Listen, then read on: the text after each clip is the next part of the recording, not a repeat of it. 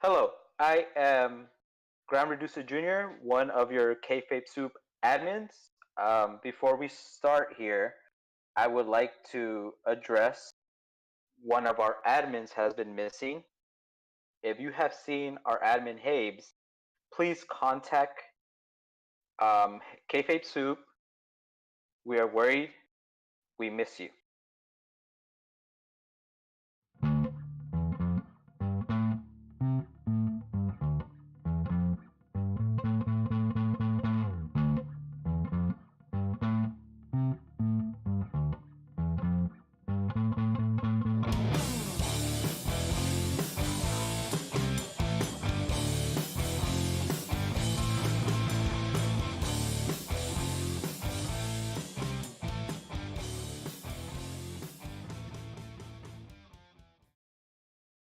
Welcome to the Kayfabe Soup podcast. I am your host, Gran Reduso Jr.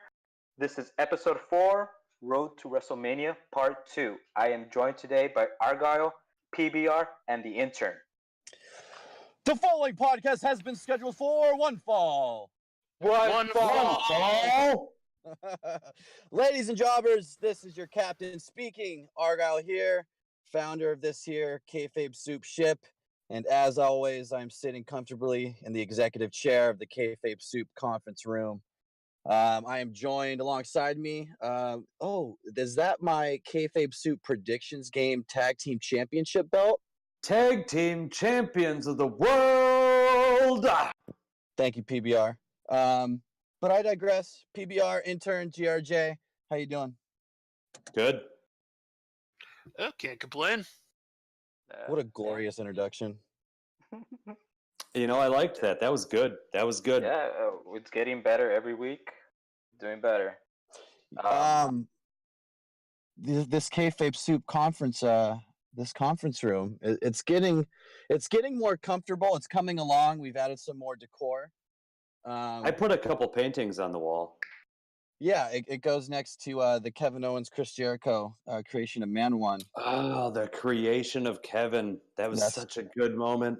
Yeah, that's been up there for a couple of years now. We've had that painting. Oh, that's a whole wall. I believe, didn't we just wallpaper the whole thing with that picture? It's a mural, yeah. Yeah. We've got a missing chair over there. Does anyone know what's going on with that missing chair? Let me feel that. That missing person, and the empty chair. There's a chair just to the right of me that is empty. Normally, that would be where Habes sits, and he's been missing for a while now. He was here for episode 1, and he hasn't been seen since. So, I mean, as a fellow Wisconsinite, I have been turning over rocks. I've been looking under big rigs. I've been, searching the forest. I've been trying to find him, and I haven't found him. And we got to ask you guys for help. If you see Habes, please let us know, because we need to know where he is and why he's not on the show. Hold on, guys. Hold on, guys, real quick. PBR, hold on. I might have to mute myself. Which one is Habes? It's been so long, I'm not even sure. Okay. I've got my own personal theory on the matter. I don't think he went missing. I think he won the U.S. title. I've watched enough SmackDown to know that makes you disappear for a very, very long time. Whoa. Lois, this is not my Batman cup. No. Intern, he did not win the United States Championship. Let's not be ridiculous. Last time I checked, he won the Women's Championship, and he won the North American Championship. And both of those were stripped from him or taken from him. Habes is not a champion. He's just an admin, and we would like him back. So if anybody finds him, please return him. And intern, if you could keep this United States Championship talk away, that would be great. Whatever helps you sleep at night. Yes, just does. GRJ, we can like edit out that part that I forgot who Habes was, right? Like we can just take. We can. I won't. Okay. Well, Yeah, okay. Yeah. And we're definitely not editing out the part where you asked about it. Okay. Yeah, I know. All right. So, hey, but I miss you. Yeah. Okay, let's move on. so rolling along here. We're gonna start off with the raw reactions type deal. We're gonna pass it off here to PBR. That's me.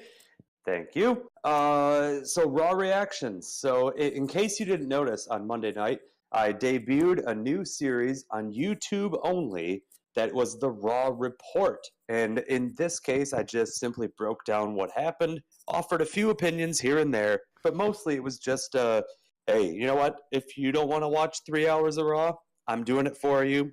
I'll tell you what happened. So if you didn't see it, this week, check it out next week. We're going to do it every week. In terms of my talking points, I only have two.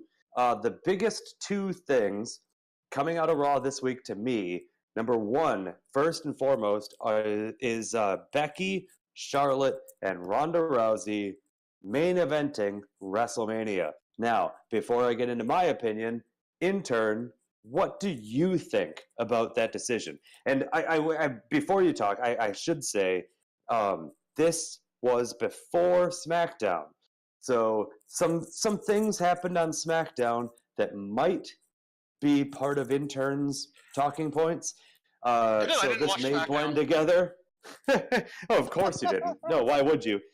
So this may blend together, but intern, what did you think of the announcement on Monday of the women main eventing WrestleMania 35? Well, I'm of two minds of this thing. The cranky curmudgeon in me hated it because now it's going to be more of an excuse for them to say the words "first time ever in history." And I a little bit of background on the intern. I majored in history in university. I've been a lifelong wrestling fan, and these terms have made me grow to hate history, wrestling, and wrestling history. So basically, they've ruined your entire life. Exactly. On the other hand, though, I think the women have they don't just deserve it. They have earned this through all the hard work they've done. I mean, honestly, the as big of a convoluted mess as it's become, the Ronda Becky Charlotte feud has become the most compelling thing on weekly television. On the most part, they've proven that they've kind of earned themselves that spot. I think so. Good on them. I wouldn't have been mad if anything else main evented, but I thought that's what should have main evented myself. So, Argyle, what do you think about the women main eventing WrestleMania 35? I've come to terms with it, PBR, and this is coming from someone that was kind of hoping that Kofi and Daniel Bryan was going to be main eventing. I was a little. You had to know there wasn't a chance of that. I know. It was always going to be Kurt Angle and Baron Corbin in a breadsticks on a pole match. Oh God! And we're continuing the Olive Garden theme. I love it, Maggle. Anyway, I'm sorry. We got way off track. Argyle, women main event Mania, go. They're main eventing. Yeah, no, to me the better story was with Kofi and Daniel Bryan, and because of that, I felt that that's what had to go on. I get the gimmick of having a first ever. I mean, it's not something I don't or didn't want to see at the time. I just was really feeling for the last month or so that the Kofi Kingston story was the main event. It was the best story going.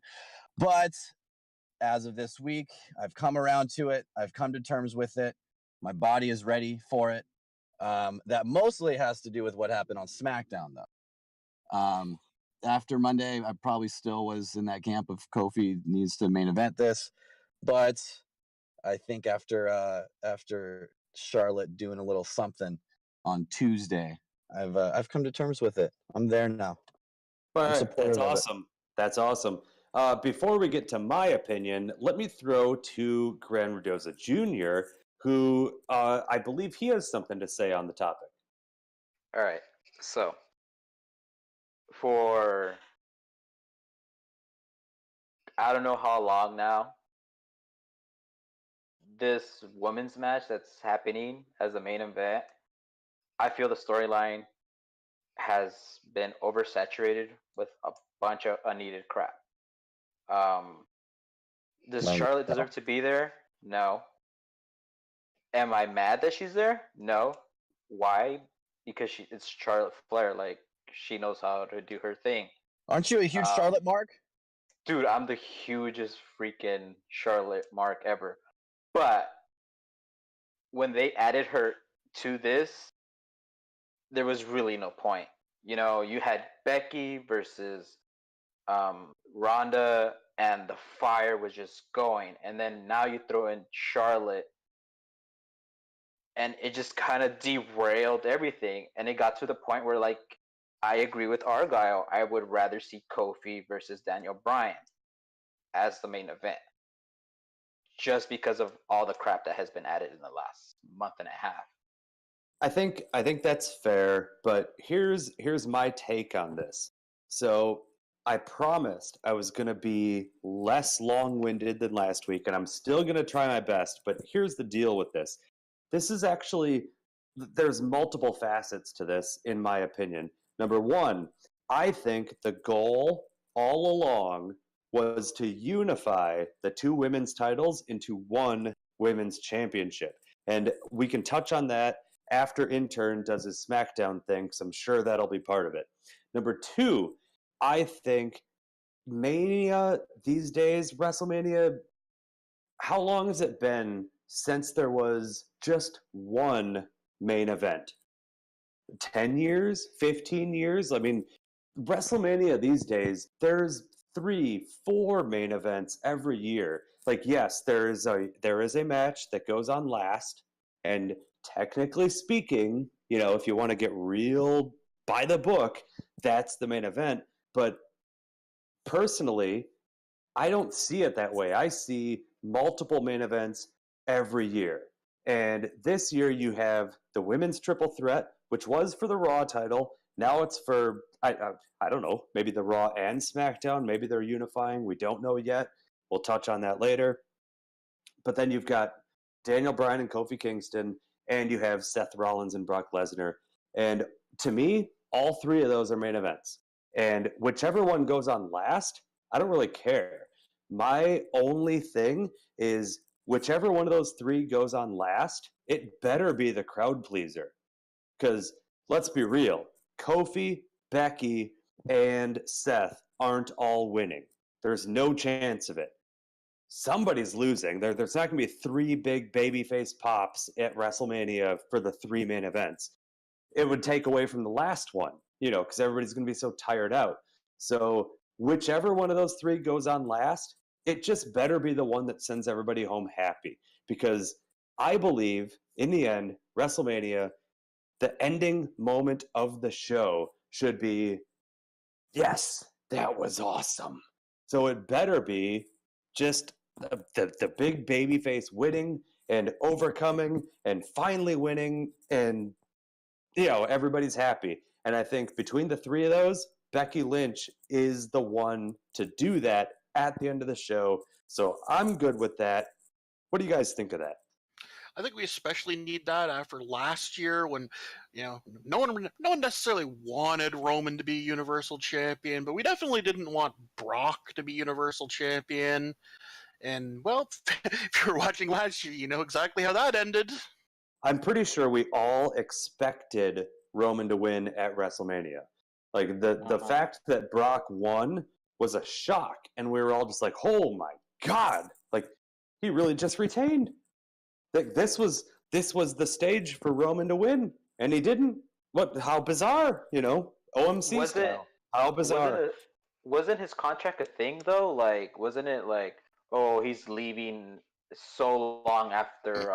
I mean, after they were WrestleMania talking last about year? it. Yeah, they were talking about it going in, but they were also talking about Lesnar's contract going into WrestleMania 31 back in 2015, and then it was like, I mean, it was literally maybe the Tuesday before WrestleMania that they announced that Brock Lesnar re-signed, and that threw everybody's predictions, you know, for a loop, because they're like, well, shit, we all thought Brock Lesnar was leaving, and now he's staying. Who knows what's going to happen? So Dude, when it comes to I Roman didn't even Reigns know that. versus Brock Lesnar, nobody knows. It's just everything you hear in the dirty sheets about the contracts and stuff. That's really all speculation anyway. So I think you mean accurate science. no. I believe it's speculation. I'm a Bruce Pritchard guy. It's speculation. Oh, if you're at least you're not an Eric Bischoff guy. Then you say it was bullshit. Oh, I'm definitely not an Eric Bischoff guy. Anyway, so I will move on now to my second talking point out of Raw. Oh my God, the captain is weighing in. What does the captain want now? PBR, my dude. There is one main event in a pay-per-view. There is not multiple. There's not multiple. Oh no! Let's go back to 1992. It was Wrestle Mania 7, I think it was. It was billed as a dual main event, and back in those days, anything that wasn't the main event was simply you had Hercules versus Coco Beware. Like, who cares? All the undercard matches didn't matter. In this day and age, the undercard matches still matter because half of them are for titles because they have 15,000 titles. But when it comes to the main event, there are absolutely multiple main events. Argue with me on that. This is a hill I'm going to die on. I will tell you, in the history of not only professional wrestling, but in the fight game in general, in boxing, professional wrestling, MMA, there is your undercard. And then you have, ladies and gentlemen, it is time for your main event. And that is the last match that happens at the pay-per-view. This has happened in the history of the fight game. Anything there's a dual main event or there's multiple main events is a talking point that they give to CM Punk to say, no, pal, you're still in a main event.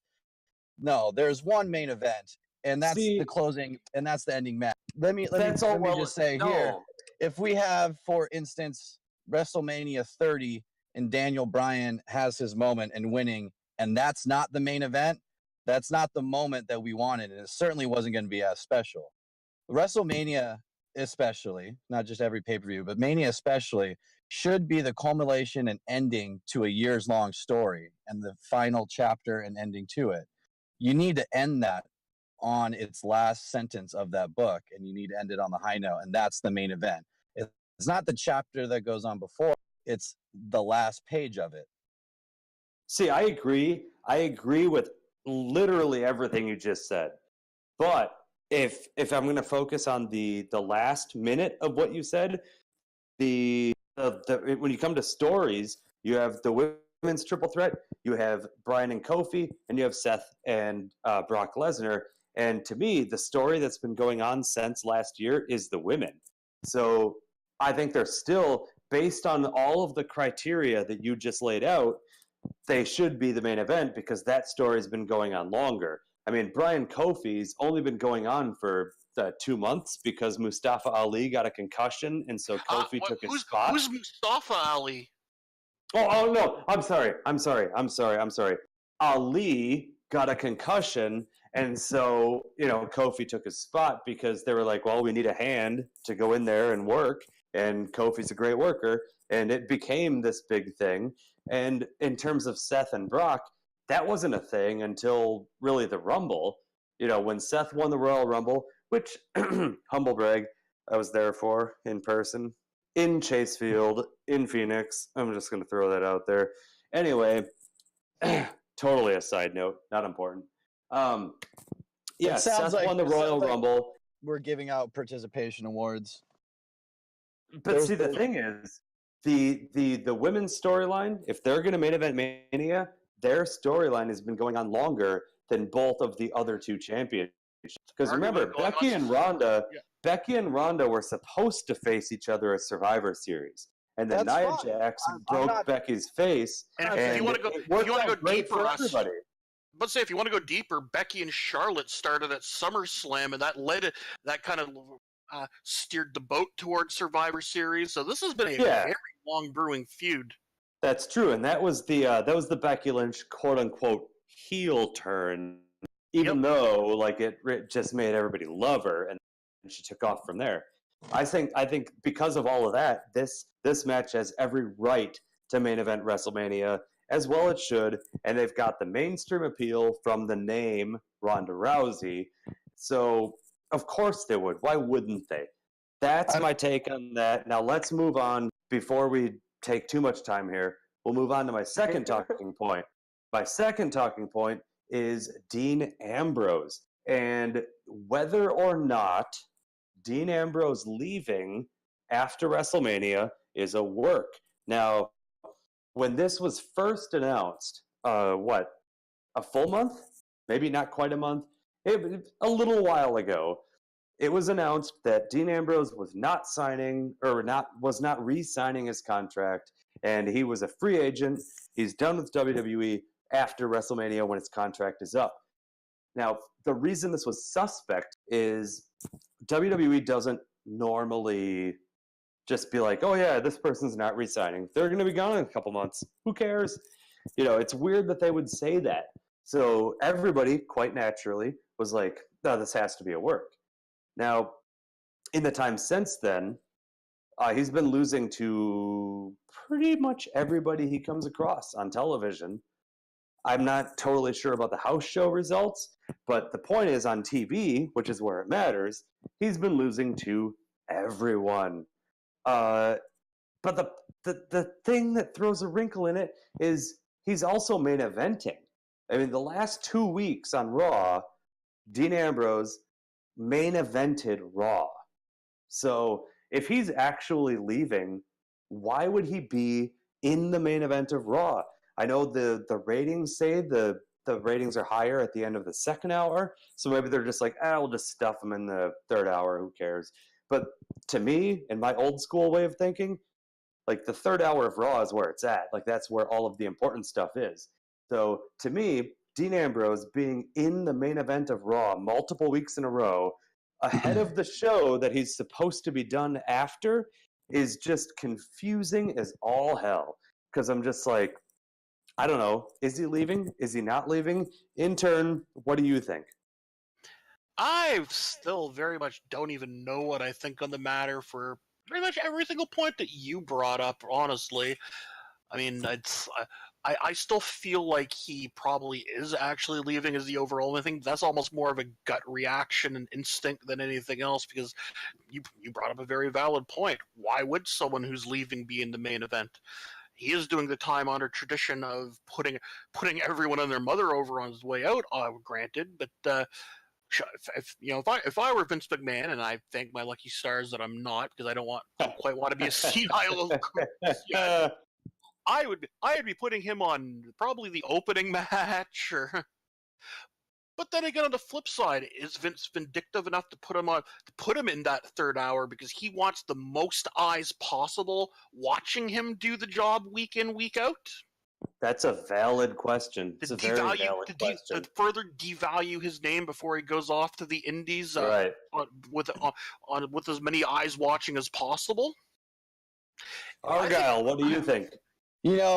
First of all, I do have to agree with you that the last hour is the most important hour, and he has been main eventing, because usually in the history of the fight game, what goes on last is the main event.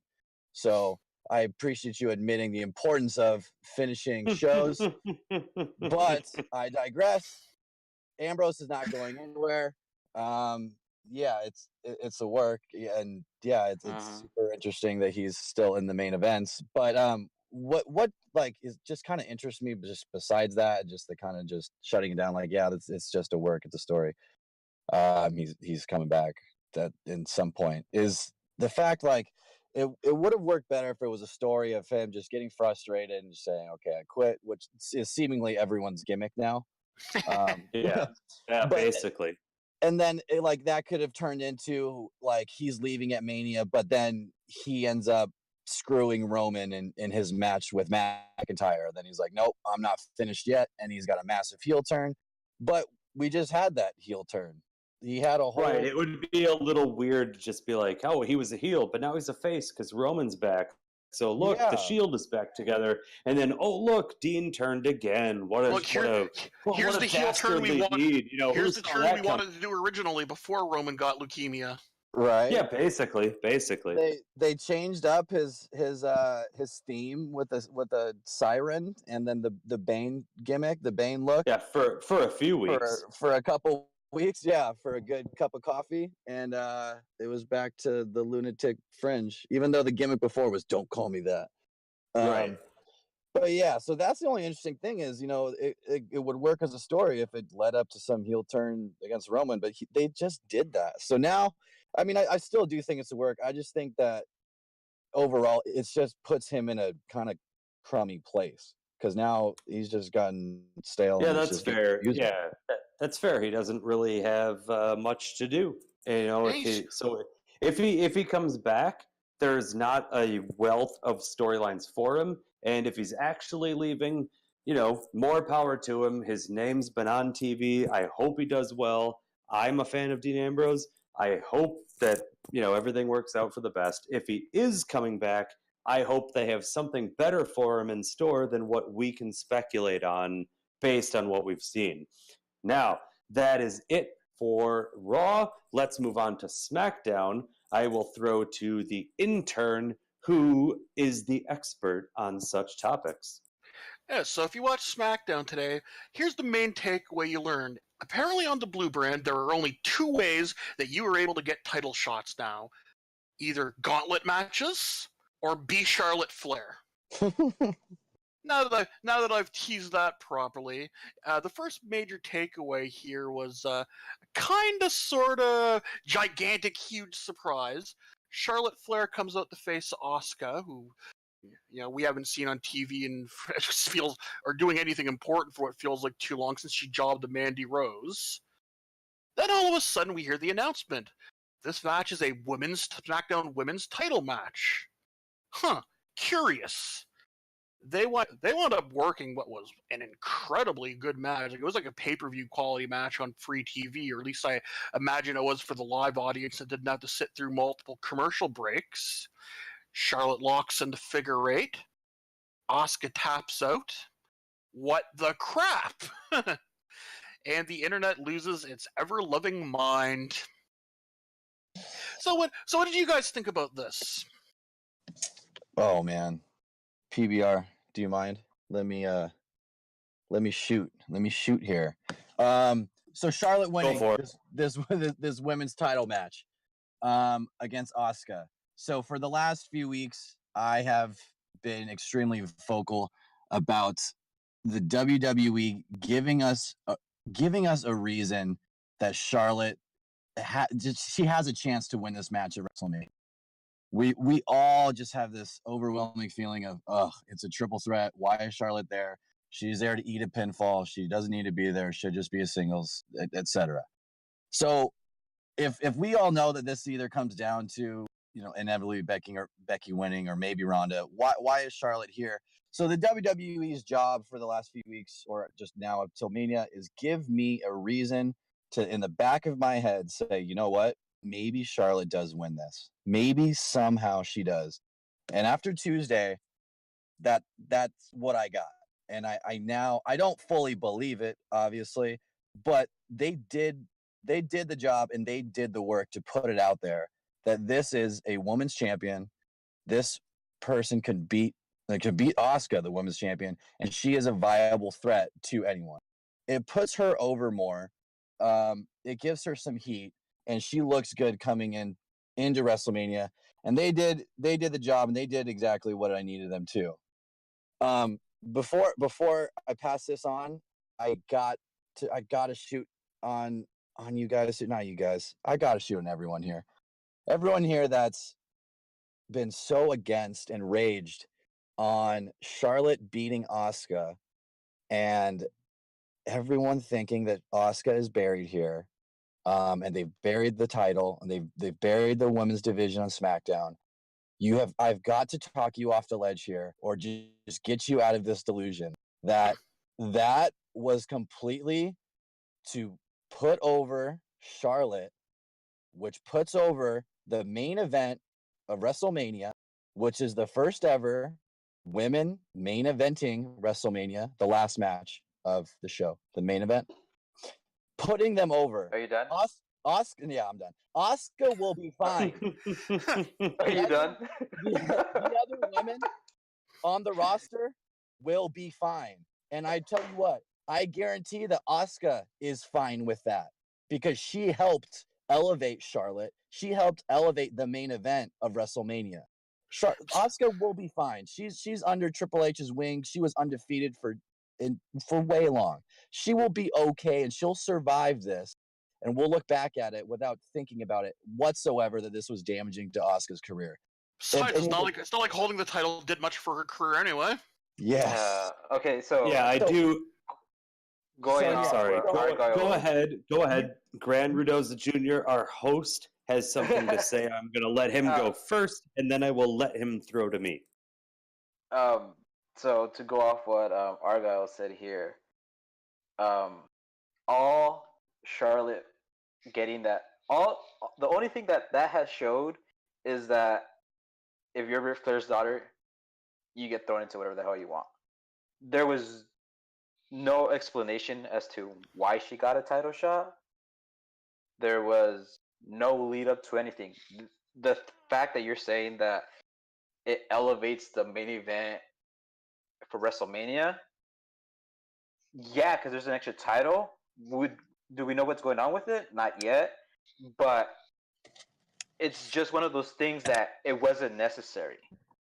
It was not necessary. You don't think that they're gonna address that next week, and the reason for like the commentators put that over so much. They cut to commercial into the match. The commentators were as surprised of it too, and that's Vince telling them to act that way. Like there's got to be more story to it that they will explain next week to why Charlotte got it. It's not going to be something that's just going to be unnoticed. Like that, it should be addressed. And if anything, it's probably a good cliffhanger for us to watch next week to how she got in that match. I would like to think. I don't know, dude. Like this, I love Charlotte so much, but the fact we're not hating the fact that it's Charlotte who got the title. It's the fact of how it just happened. If there was like a battle royal last weekend and that she won, and then it was for a title shot for this past Tuesday, then if she won it there, yeah, that makes sense. You know, that's what they were leading us to. But the fact that it's kind of like she's out there to cut a promo, and then there's a match, and then it's for the title just out of nowhere. I think that's what bugged everybody the wrong way. Yeah, but she's a heel, and it should be explained. Like they put it over to a point. The announcers did that this was a thing. I guess. PBR, if you got anything, go for it, man. I do have an opinion. Go figure. PBR with an opinion. My thing on this is everything that both of you just said is 100% right. Like, GRJ, what you're saying with it, there should have been some sort of hill to climb for Charlotte so that in order to get into the match, she had to do something, win a battle royal, and then win a number one contenders match. Or even just win a number one contenders match. That would have been good too. It's weird that she got thrown into this. Argyle, what you were saying is right in terms of, to me personally, I think they've been planning on unifying the Raw and SmackDown women's titles for maybe almost a year now. Who knows? But it's been a long time. And I think this entire convoluted road to WrestleMania with the three of them, with Becky and Ronda and Charlotte, all of this has led towards the unification of the two women's titles into just one WWE Women's Championship, which I'm okay with. I would love that. They obviously they debuted the WWE Tag Team titles for the women in February, so they obviously knew it was going to happen a couple months before that. So if they knew the tag team titles were going to happen, then of course they started planning to be like, all right, we need fewer titles, pal. So let's merge the two. And how best to do it? Let's just merge the Raw and SmackDown women's titles. Well, Becky win the Rumble, and then we'll figure Charlotte into the whole thing. Like, I don't know, maybe Charlotte or maybe Asuka was a part of the plan eventually, but obviously that fell out. I mean, she looked good at the Rumble, but whatever, doesn't mean anything. So I think this is the best main event because you have two titles being unified, and I think the fans are more. This is a hot take, but I think the fans are more behind Becky Lynch right now than they are behind either Kofi or Seth Rollins. So that's what I got. That's my opinion. GRJ, you're our host. What do you have? I already talked, man. He already added his piece. I think he means where do we go from here? Well, I still That's have what I one meant. other. I still have one other. Alex, what's next in the show? That's what I meant. Yeah. So before I move on, I just want to add a couple of really quick things here. Not like, first of all, I pretty much agree with everything you guys are saying.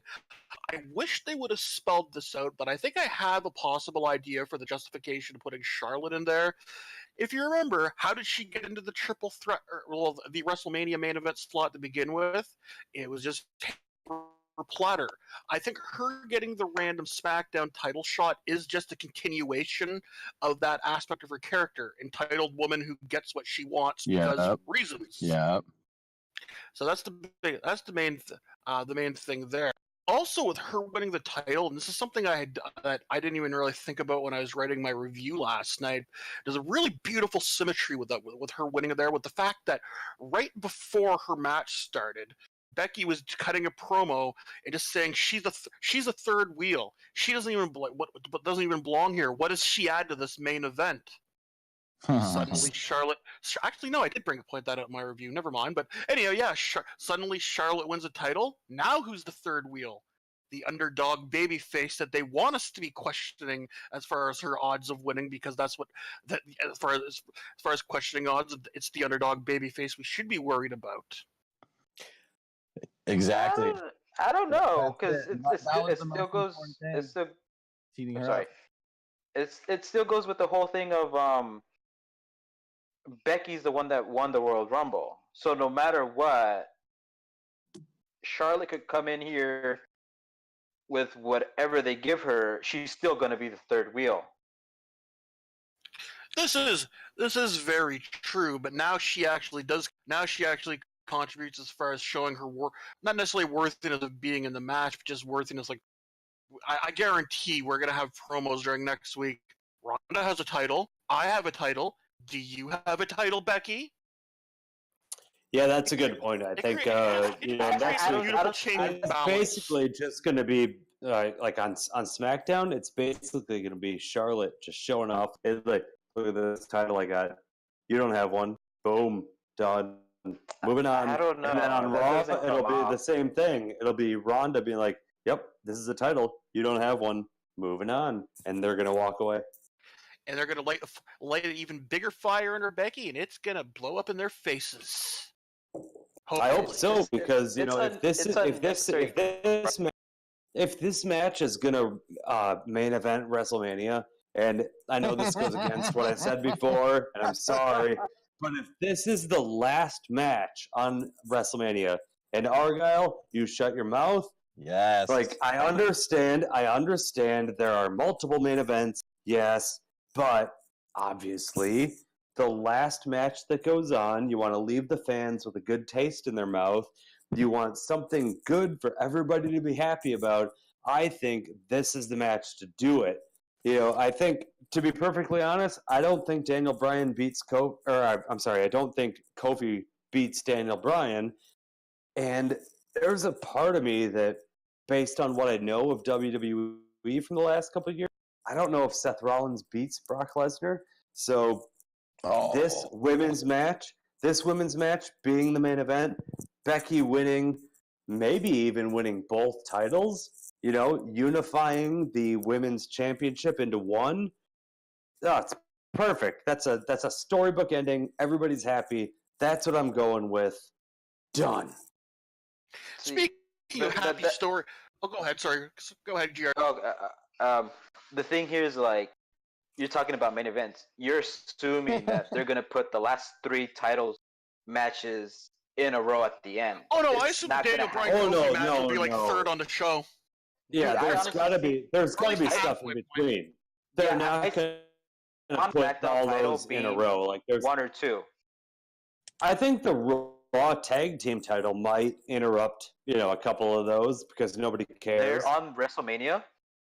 Well, I mean, Ricochet and Aleister Black are already scheduled to be in the NXT Tag Team Title Championship match at the NXT TakeOver New York.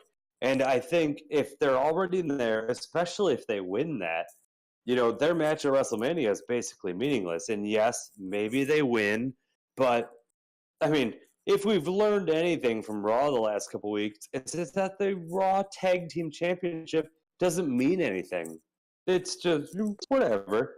So we'll throw it to the next guy. Oh, these 2 guys are hot. Aleister Black, Ricochet. People like them. Yeah, sure. Why not? Throw the belts on them, pal. And that's what you got. So I think that might be one of the matches. And I think that might be an ideal match. Doesn't mean they're going to do it. But I think that might be an ideal match to break up the championship matches at the end.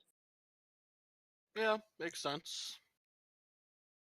Anyhow, as I was starting to say, speaking of happy storybook endings, we started a SmackDown on kind of a down note with the New Day coming out saying that they were going to quit. Well, channeling their inner Dean Ambrose, I guess. But first they wanted to speak with Mr. McMahon. Vince comes out, conversation happens, and we find out we're getting another blasted gauntlet match on SmackDown because apparently that, as I said in my little introduction to my piece, that's the only other way besides being Charlotte Flair that you get title shots now. This time, well, I think it was a little over a year ago. Seth Rollins did the gauntlet match on Raw that went like 2 hours, and he was in there for over an hour. And I think since then, they've been like, man, people love these gauntlet matches.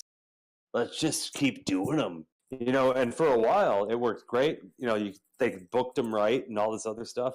And I think this week, and the one you're about to get to, I think this is one of those where they're like, we might have gone to the well one too many times. But go ahead with your... Definitely. I just think it's Vince McMahon's new tag team match playa deal right now, but...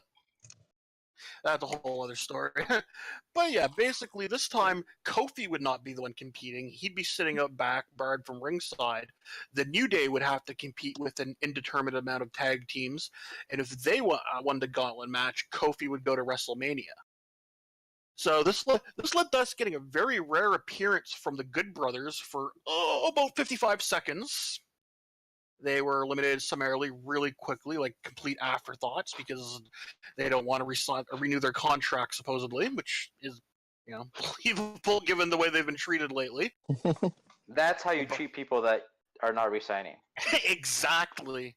That's how you do it. If going back to the whole Dean Ambrose thing, if you want to embarrass this guy, you make him lose to Kurt Hawkins. Exactly. Not once, but twice. Main event that crap. Embarrass him. Sorry. Back to your point. Worries. Main event. We got Nakamura and Rusev, and they put up a bigger fight than I thought because honestly, they feel like a Good Brothers level of competition right now. But ultimately, they took the loss. The Bar also got beaten, but then they did a post-match beatdown. They put Big E through a table. And then that brought out the fourth team, the SmackDown Tag Team Champions, the Usos. They, on the other hand, wound up pulling an interesting move. They cut a promo putting over to, hey, Kofi's earned our respect. He's earned everyone's respect. they walked away. They forfeited. They probably could have beaten the New Day. We've seen them beat the New Day when both teams were fresh. They had this. Nope. Dude, They chose. I love that. It was so good. Such a good move. Such Yeah. a great babyface move. And finally, Yeah. they got the rest of the team of Daniel Bryan and Big Red himself in the end. Really cool finish here, where Big E sends Rowan, who's legal manager, point out, sailing over the announce table, and then tipped the announce table over on top of him, so trapping him underneath it, so that he was forced to take the count out. That was pretty awesome. That was a cool spot. Yeah. Yeah. So now, as we've mentioned several times, Kofi is going to Wrestle Mania, and what I personally loved about this, because I don't have much more to say, is that although it would have been nice to see Kofi win on his own, given that their whole motto is, or a lot of their shtick is, the power of, besides the power of positivity, the power of friendship. This whole road to getting Kofi into WrestleMania was based on them petitioning him to replace Ali in the Elimination Chamber match. So it was really cool that he was able to solidify this Mania spot because of his friends. Can I ask, like, am I correctly in turn? Did they, before they had Daniel Bryan and Eric Rowan come out to be the final tag team, did they cut to them backstage and yes, sir. Bryan's super kicking a monitor? That's right. That was a cool moment there where you saw boss. You saw the boss raging, like, no, we're gonna take matters into our own hands now. And destroying a lot of plastic chairs, which seems counterproductive to their message, don't you think? such horrible consumption. Yeah, I did like that. Same. I've just been liking just Daniel Bryan in general. Everything he's doing as a heel. Shoot, it could have just been him in a contract signing, sitting silently in the chair, just stroking his beard and looking and smirking. Yeah, exactly. Like, it could just be that, or the final boss looking at all of his goons failing and then throwing a tantrum, like, no, this is not how it's gonna play out. I'm gonna take things into my own hands, and he joins the battlefield and trying to change that fortune. I don't know. I love that little part that it wasn't, oh, surprise, all of a sudden here's Bryan and Rowan. Like, no, we had that little part there that showed that they were fed up with what was going on. And I don't know, it's just me, maybe it's just me, but I'm still expecting like one last swerve for Kofi, like, in this story. And I may just be completely wrong here. I'm just programmed to think this, and I don't mean like one other obstacle, like next week Kofi has to do something or something like that. Like, I feel like there's one last thing to do here. And I don't know if that means... I'll tell you what it is. I think part of you is expecting the WrestleMania 30 treatment, where Kofi's going to have to do like some sort of opening match. He's going to have to win his way into the main event, based on what we've seen so far. No, I don't mean like a one more obstacle. I mean like as if Kofi getting screwed and actually not ending up with that happy ending from us. Like, I don't know if that means Big E. Well, like, you think he's going to get screwed all the way out of WrestleMania? I don't. There's something in me that, and maybe I'm programmed to this, and it probably a little bit had to do with the whole roster coming out and cheering him on at SmackDown, that gave me this like Sami Zayn, Kevin Owens vibe, that this is just too good and too happy that they have to swerve it somehow. Like I was waiting for that Kevin Owens turn, right then on his friends. And so it's just the back of my head that thinks, there's one more thing, and maybe this thing doesn't end up as predictable as we think it is, and Kofi's just maybe it doesn't end at WrestleMania. Maybe it just keeps going. Intern, you're the SmackDown expert around here. What do you think? Yeah, I've seen a lot of scuttlebutt on the internet saying Big E heel turn. I don't know how I feel about that, because part of me really likes the New Day as a tandem when they're not goofy pancake shillers and basically Well, 5-year-olds trapped in the body of grown men. They sell a ton of merch, no matter what you think about it. They sell a ton of merchandise. So does Nickelback. It's important. I digress. Well, Right. that's fair. That's fair. Nickelback, though, the Canadian government has apologized for several occasions about Nickelback. The difference is I like the New Day. Yeah, the New Day, like they sell so much merch. There's no chance that they break them up this soon, That's my thought. unless if they're gonna break the New Day up at any point. And I agree that like Big E turning heel to attack Kofi, whatever. That's the ideal way to break them up. I have no problem with that. But the thing is, from a company standpoint, if they're going to do it, then they have to do it in a way that it's like, all right, we can still make money off of them, right? And so, Kofi's going to be like this big baby face. Big E's going to be this big heel. Yes, they can probably still sell merchandise and all that. The only reason I hesitate to commit to that prediction is that the New Day sells a lot of merchandise. Yeah, but so did Daniel Bryan, and he convinced Vince to let him turn heel. So where things have happened. That's true. That's a very good point. But I don't think that happens here. I think Kofi is just going to straight up lose, break our hearts. I think they want us to think there's a swerve coming, but Kofi losing is probably the thing.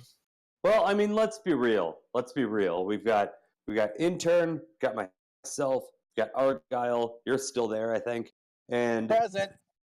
Yep, perfect. The thing is, like I said in my Raw reactions part, it was like we got Becky, we got Kofi, we got Seth. There's no way that all three of them win their match. So, which one of them? If you had to pick one between Becky, Kofi, whoa, let's save that Seth. for next week when we give our predictions. No. Forget the predictions. This is just speculation. We're not predicting. We're speculating. This is the Dave Meltzer method. I don't have any real information. I'm Dave Meltzer. I have no real information. So let's just go into speculating, and we'll just guess wildly. So off the top of your head, guessing wildly. Intern, you have Becky, you have Kofi, you have Seth. Who's winning among the three? That's it? I think Becky and Seth, personally. You think Becky and Seth will win? Yeah. Okay. Now... Yeah, I don't think the WWE dares to give us 2 years in a row of disappointing Brock Lesnar WrestleMania wins, but... Well, you may be underestimating the WWE. Argyle, you have Becky, you have Kofi, you have Seth. Who wins at WrestleMania? I feel like you're asking me to name like my least favorite son. No. Just it's an instinct. Just throw your instinct. Who do you think is gonna win at the show? Rollins wins. Becky wins. If a heel does go over 3, I think it'd be Daniel Bryan. I actually agree with you. When it comes back to me, if there's going to be 3 main events, and regardless of what Argyle says, there are 3 main events. You have Brock Lesnar versus Rollins. You shut your mouth, Argyle. And then you've got the women's triple threat. And you have... So... The end result, Becky Lynch leaves WrestleMania with the unified women's title. That is the big main event match. The other ones, like, I hope Seth Rollins beats Brock Lesnar, but I don't think it's going to happen because WWE hates me on a personal level. And so, of course, they would have Brock Lesnar retain because, hey, you know what? Last year, we had Brock Lesnar retain, and we drew it all the way out to SummerSlam in August. So let's just do the same thing this year with Seth Rollins. Okay. So that's what I think. I think that's what they're going to do this year. And then, I think that's basically what they've got. So, in closing, there's probably just more longevity in Daniel Bryan's title run than the other two, as far as what's left in the tank for them. Bryan's got the new belt. There's just more. He's a better heel. He's a better title holder than Ronda and Brock Lesnar. There's just more longevity there. The other two can lose it, and yeah, absolutely. I think Bryan has more longevity as champion, given his gimmick and his new belt, all that stuff. Like you just said, I think Bryan could be champion for another calendar year, like all the way to WrestleMania 36, without like losing heat. Like I think he could still be a top shelf WrestleMania level champion. Agreed. All the way into WrestleMania next year. Agreed. Speaking of WrestleMania, GRJ, don't we have some WrestleMania talk to get to? Oh, WrestleMania talk. Okay, so just like last week, where we did worst of WrestleMania, just a couple questions. This week we're doing best of. And we're gonna do this rapid fire. Oh, yes. Jesus. We're gonna just talk or just answer it as quick as possible. Donate your life story on each question. We're gonna start off with pretty much best opener. What was the best opening match for WrestleMania? Well, I think if you've been following our WrestleMania series on Patreon, Facebook, whatever, Intern and myself, we've been posting it on both those sites. And if you've been following that, we've been doing Intern doing the main event match, and myself, PBR, doing the opening match. So if we're going to talk about opening match, I feel like it's on me to start the discussion. And in this case, it's a really tough call. Like you have Owen Hart versus Bret Hart at WrestleMania 10. You also have Triple H versus at WrestleMania 30. Now, both of those had a ton of story coming into the match. In the end, I think, and people might argue with me on this, but I might actually agree with the people who are arguing with me. It just happens. I think these matches are about on the same level. Like it's really, really hard to differentiate between the two.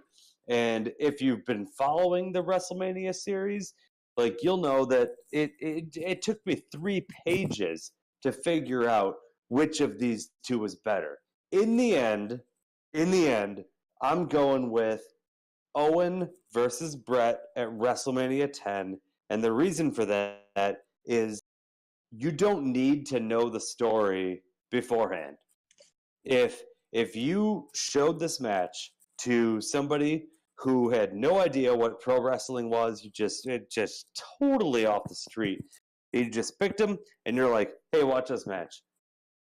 They told the story in the ring perfectly of 2 brothers didn't want to fight each other, and it starts with mat wrestling.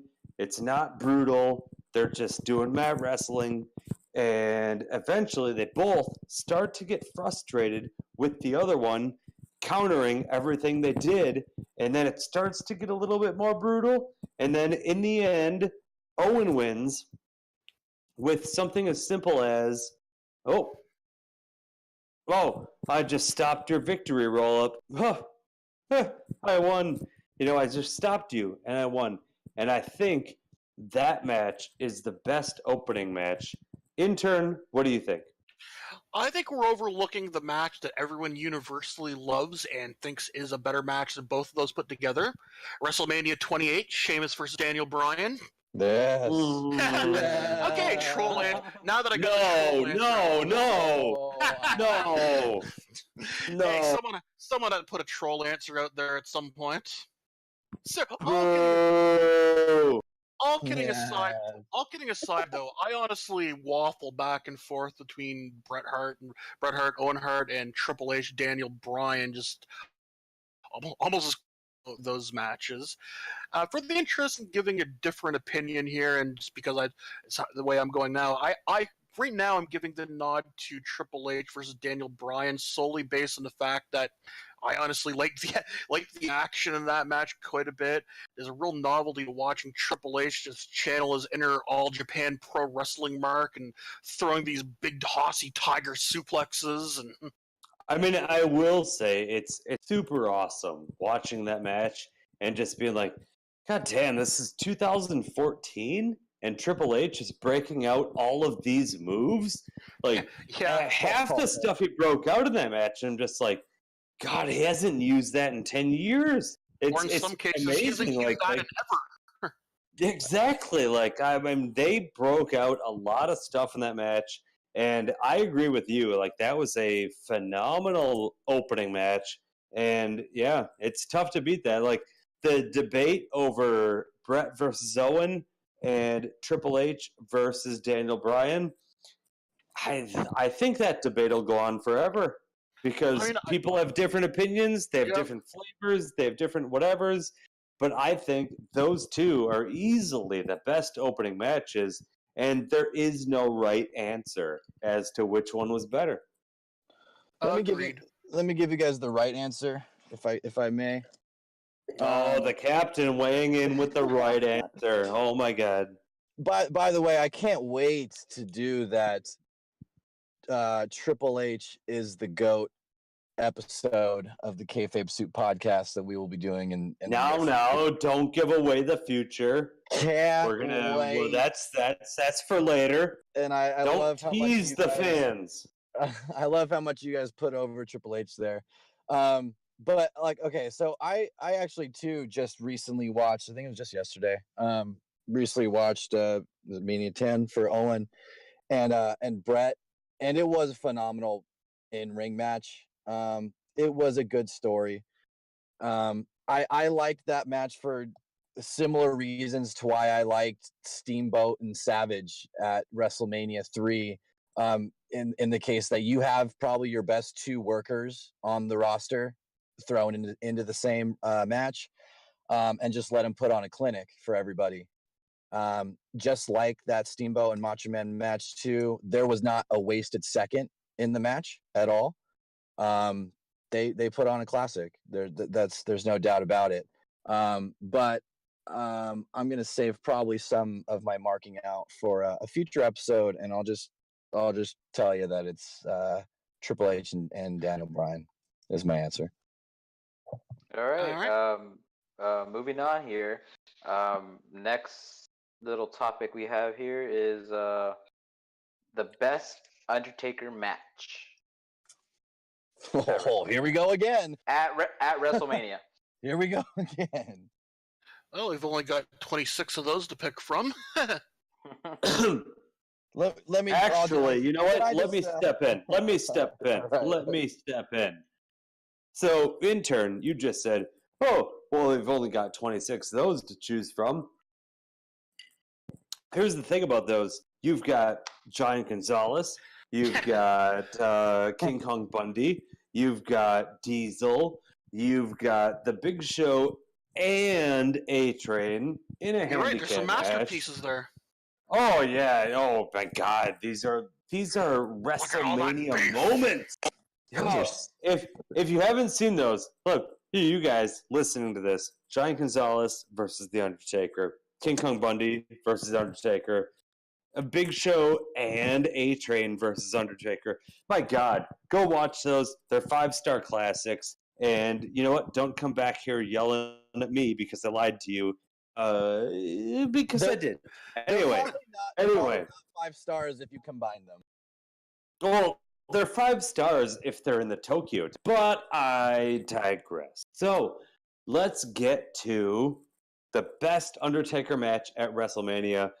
In my opinion, and I'm a little biased, I'll admit, but in my opinion, the best Undertaker match at WrestleMania was WrestleMania 28 It was a Hell in a Cell versus Triple H with Shawn Michaels as the guest referee. It was the quote-unquote end of an era. And then, there you go. It was a Hell in a Cell match. The three of them, Undertaker, Triple H, Shawn Michaels, all ended up walking off the stage, and they had that great photogenic moment where they all just raised their fists up high, and it was truly the end of an era. Like, I know that, two out of the three, actually all three wrestled since then, but whatever. It was the end of that era. We don't have to talk about what they've done since then. Perfect. The end of an era. Done. Yeah, I like that match as well, but best Undertaker match? To me, that match is only best if you really like watching old men playing a kindergarten nap time and laying on the mat for 20 minutes at a time.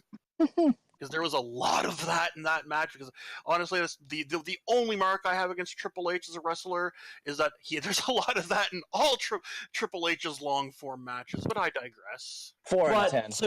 To be fair, intern. To be fair, when you're talking Undertaker versus Triple H, what matches don't feature that? I mean, it's what they do. Like they had the first match at Wrestle Mania 17, so they're both 10 years deep at this point. Oh yeah, and like I said, it's not just an Undertaker thing. It's true. I find that's the case with a lot of Triple H's long form matches in general, not just against the Undertaker. Now, for me though, my favorite Undertaker match is the one I actually ranked my third best main event overall is Shawn Michaels versus Undertaker, Wrestle Mania 26. 25 is something I kind of want to go back and rewatch to see how the two matches stack up, just from a sheer work rate standpoint. But man, the storytelling in 26 really put that one over the edge for me, especially the "I'm sorry, I love you" type moment with Taker imploring Shawn, "Don't get back up," and then Shawn getting up, doing the dead man a cutthroat taunt, and then slapping Taker in the face. Yeah, I'm going to jump right into the middle of this because I'm glad to hear you say that, because me personally, and this is PBR talking, I've always preferred WrestleMania 26 to WrestleMania 25 in terms of the Undertaker Shawn Michaels matches. Now I know, so we've got this series going on over on Patreon, but they're public posts, everybody can see them. Intern and I have been doing the main events and the opening matches, and it's free for everybody. So go check it out. www.patreon.com/Kayfabe Soup. So go check it out. It's free. Everybody can see it. Whatever. Now, the thing is, with these main event matches, I preferred Shawn Michaels and Undertaker at 26 versus 27. Now, I know in the main event reviews, you didn't get to do the 25 match between Michaels and Taker because that was not the main event. And despite what Argyle says, I think there's still multiple main events. But you're only doing the last match of the show. So the main event. Did you watch the Undertaker Michaels match from 25? Even if it wasn't part of your main event review, did you watch it?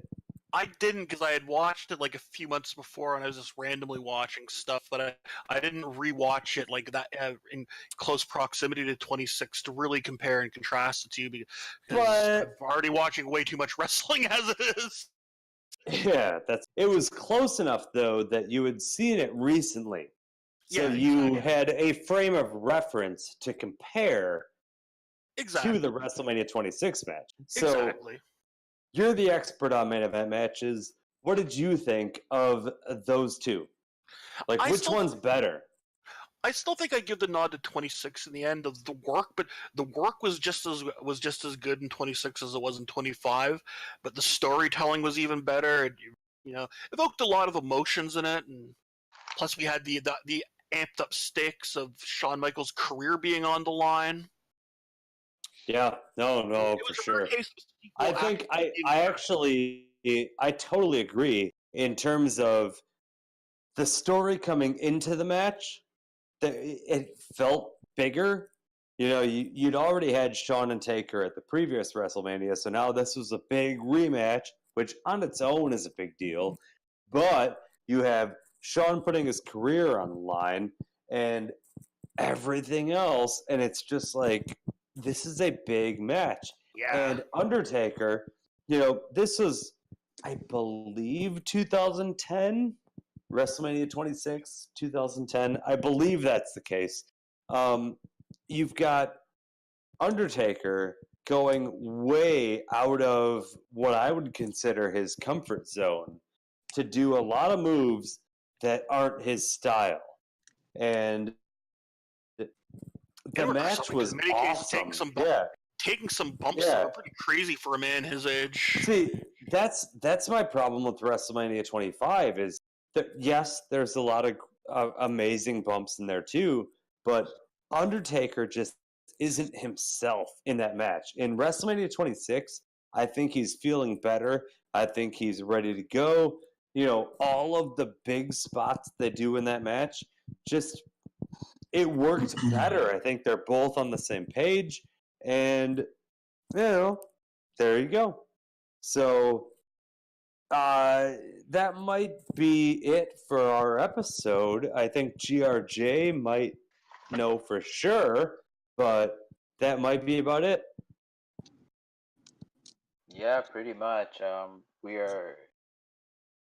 We're pretty much done here. We're gonna do some plugs here. Who wants to? Argyle, you want to take that? No, I got it. I got it. Go for it, man. Argyle, you sit down. I got this. I just wrote this earlier. So, I'll lay out. in case you didn't know, I have a Grand Slam series on our Facebook page. Now, if you're new to this for some reason, you might not know about that. I am chronicling every Grand Slam champion, all 19 of them, and then some more stuff beyond that. But for now, the important thing is I have this series. I am ready to go. And so we've got social media. That's Facebook. Kayfabe Soup. That's where we started. That's where we are now. Follow us there. Also, Instagram and Twitter at Kayfabe Soup. Perfect. We've also got Patreon. We are on Patreon. www.patreon.com/Kayfabe Soup. Go look us up there. We've got all kinds of stuff. We've also got t-shirts for sale. www.prowrestlingtees.com/Kayfabe Soup. That's us. And I think that's it. GRJ, Argyle, you got anything else? Well, we got our Yeah. YouTube. Yeah, YouTube. Oh, our YouTube. Our YouTube. Podcast goes to. We're on Spotify, Apple Podcasts. We're on Anchor. Anywhere that pods are casted. Pretty much, yeah. And with that, we're gonna wrap it up. Top guys out. Top